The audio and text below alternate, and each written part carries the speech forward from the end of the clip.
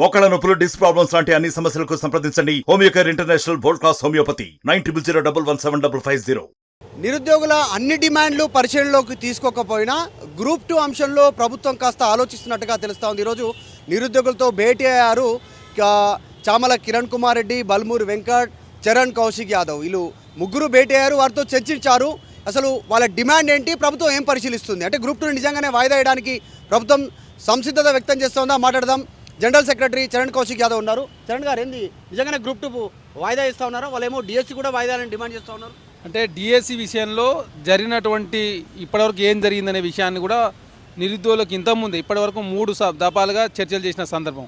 మొదటి దఫాలో కిరణ్ కుమార్ రెడ్డి గారు, లోక్సభ సభ్యులు భువనగిరి, అదేవిధంగా ఎమ్మెల్సీ బల్మూరి వెంకట్ గారు, అదేవిధంగా మేమంతా కలిసి ఫస్ట్ దఫా చర్చలు చేసినాం. రెండో దఫాలో డాక్టర్ మల్లురవి గారు, ఎంపీల పూర్వం కన్వీనర్, అదేవిధంగా బీర్లైలయ్య గారు విప్పు, అదేవిధంగా మేమంతా చర్చలు చేసినాం. ఈరోజు చివరగా బల్మూరి వెంకట్ గారు, అదేవిధంగా చామల కిరణ్ కుమార్ రెడ్డి గారు మేమంతా కూడా చర్చలు చేసినాం. ప్రధానంగా నిరుద్యోగులకు డిఎస్సి విషయంలో ఏం జరుగుతూ ఉందని వివరించారు. ఎందుకంటే గతంలో కేసీఆర్ గారు 5,000 ఉద్యోగాలు మాత్రమే ఇస్తే మేము వచ్చిన తర్వాత 11,500 ఉద్యోగాలకు నోటిఫికేషన్ ఇచ్చినాం. టెట్ మీరు మరోసారి నిర్వహించామంటే కూడా నిర్వహించినాం. కాకపోతే ప్రత్యేక పరిస్థితుల్లో డేట్లన్నీ ఫిక్స్ అయినాయి, అదేవిధంగా అన్ని ఏర్పాట్లు జరిగినాయి. కాబట్టి ఇప్పుడు మేము డిఎస్సి వాయిదా వేయలేము, ఎగ్జామ్ రాయాలని చెప్తే వారు సానుకూలంగా స్పందించి ఎగ్జామ్స్ రాస్తూ ఉన్నారు. అదే కాకుండా రాష్ట్ర వ్యాప్తంగా 6,000 స్కూళ్ళల్లో కొత్తగా ఓపెన్ చేయడం జరిగింది. కాబట్టి టీచర్లు అవసరం ఉంది. కాబట్టి అవసరాలు చూస్తే ఖచ్చితంగా ఎగ్జామ్స్ రాయండి, భవిష్యత్తులో ఇంకొక డిఎస్సి కూడా మెగా డిఎస్సి చేస్తామని చెప్పి నిరుద్యోగులతో మాట్లాడడంతో వారు కన్విన్స్ అయ్యారు. అదే కాకుండా వారు చెప్పినటువంటి గ్రూప్ 2 కావచ్చు, గ్రూప్ 3 కావచ్చు, ప్రధానంగా పోస్ట్ పోన్ చేయాలని చెప్పి 3 సార్లు అదే డిమాండ్ చెప్పడంతో ముఖ్యమంత్రి గారి దృష్టికి తీసుకపోతే వారు కూడా చాలా సానుకూలంగా స్పందించడం జరిగింది. ఖచ్చితంగా ఇవాళ రేపో నిరుద్యోగుల పక్షాన వారికి అనుకూలంగా ఎందుకు కాస్త ప్రభుత్వం మెత్తబడతా ఉంది? మొన్నటిదాకా అనుకున్న యథావిధిగా జరుగుతాయి, గత ప్రభుత్వం ఏదైతే నోటిఫికేషన్ ఇచ్చిందో దాన్నే ఫాలో అవుతాం, ఇప్పటికిప్పుడు మార్చేది లేదు, ఏది వాయిదా వేసేది లేనటువంటి స్టేట్మెంట్ ముఖ్యమంత్రి చెప్పారు, డిప్యూటీ ఉప ముఖ్యమంత్రి చెప్పారు, తర్వాత మంత్రులు చెప్పారు, అందరు చెప్పారు. ఎందుకు సడన్గా చేంజ్ ప్రభుత్వంలో? కాస్త వెనుకాడుగేస్తుందా, తగ్గిందా, ప్రెజర్ ఉందా నిరుద్యోగుల నుంచి? ప్రజాప్రభుత్వం కాబట్టి ప్రజల నుంచి కావచ్చు, నిరుద్యోగుల నుంచి వచ్చినటువంటి డిమాండ్లు మనం పరిశీలించాలా. మంది ప్రజాప్రభుత్వం చర్చల ద్వారా చర్చలకు వారు రావడం జరిగింది.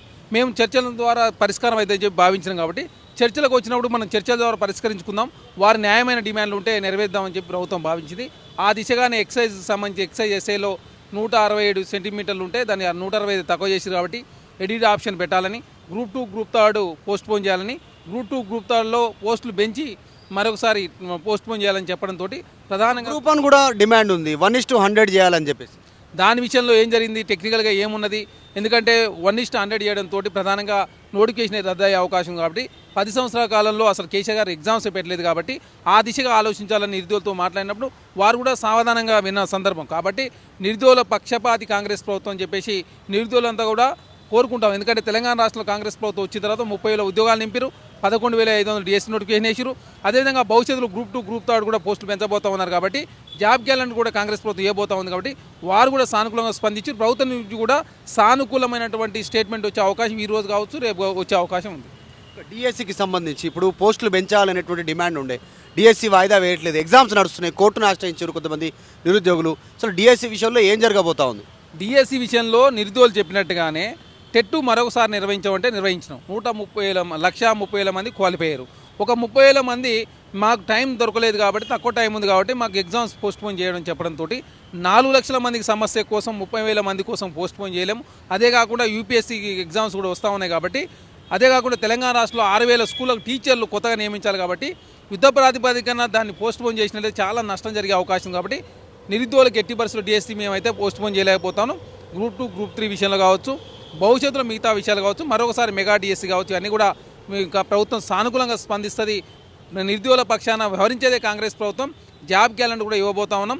ఎప్పటికప్పుడు జాబ్ల విషయంలో జాబ్ క్యాలెండర్ వచ్చినట్లయితే మీకు ఖచ్చితంగా ఎప్పుడు ఒక పోస్ట్ ఖాళీ ఉన్నా కూడా నోటిఫికేషన్ ఇస్తారు, అలాంటి డేట్లో ఇంటర్వ్యూ కావచ్చు, రిజల్ట్ వస్తుంది. కాబట్టి ఎవరు కూడా అధైర్యపడాల్సిన అవసరం లేదని చెప్పేసి ప్రభుత్వమే వారితో చర్చలు చేయడంతో వారు కూడా సానుకూలంగా స్పందించారు. ప్రభుత్వానికి వారు కూడా చర్చలు రావడంతో ఈ విషయాన్ని పులి స్టాప్ పెట్టాలని ప్రభుత్వం భావిస్తూ ఉంది. కాబట్టి ఆ దిశగా చర్చలు జరుగుతూ ఉన్నాయి. ఇవాళ రేపు శుభవార్త వినబోతా ఉన్నారు. మొత్తానికి ప్రభుత్వం ఒక మెట్టు దిగినట్టుగా కనిపిస్తూ ఉంది. ఎందుకంటే మేము ప్రజాపాలన పేరిట అధికారంలోకి వచ్చాం కాబట్టి చర్చల ద్వారా వారు చెప్పినటువంటి అంశాలను పరిగణలోకి తీసుకుంటున్నాం. రేవంత్ రెడ్డి అందులో భాగంగానే గ్రూప్ 2 పోస్ట్పోన్కి నిర్ణయం తీసుకుంటున్నాం. త్వరలోనే ప్రభుత్వం నుంచి శుభవార్త ఉంటుంది. కాకపోతే డిఎస్సి టెక్నికల్ అంశాల ద్వారా దాన్ని వాయిదా వేయలేకపోతా ఉన్నాం. గ్రూప్ 1 కూడా అంటే 1:100 డిమాండ్ చేస్తూ ఉన్నారు. ఇప్పుడు 1:50 ఉంది. సో టెక్నికల్ గ్రౌండ్స్ కారణంగా దాన్ని ఏం నిర్ణయం తీసుకోలేకపోతున్నాం. రానున్నటువంటి రోజుల్లో డిఎస్సి పెద్ద ఎత్తున మరిన్ని పోస్టులతో మరొకసారి పోస్టులు వేసేటువంటి అవకాశం ఉంది, నోటిఫికేషన్ వచ్చే అవకాశం ఉంది. నిరుద్యోగులు ఈ అంశంలో సహకరించాలి అనేటువంటి ప్రభుత్వం ఆలోచిస్తుంది. మొన్నటి వరకు బెట్టు మీద ఉన్న ప్రభుత్వం ప్రస్తుతం ఒక మెట్టు దిగడంతో నిరుద్యోగుల నిర్ణయం నెక్స్ట్ ఎలా ఉండదో చూడాలి. ఇప్పటికే కొద్దిమంది కోర్టును ఆశ్రయించారు. సో ప్రభుత్వం అయితే ఒక మెట్టు దిగినట్టుగా కనిపిస్తూ ఉంది.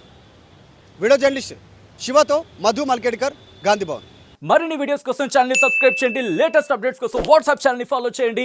అండ్ లింక్ డిస్క్రిప్షన్ లో ఉంది.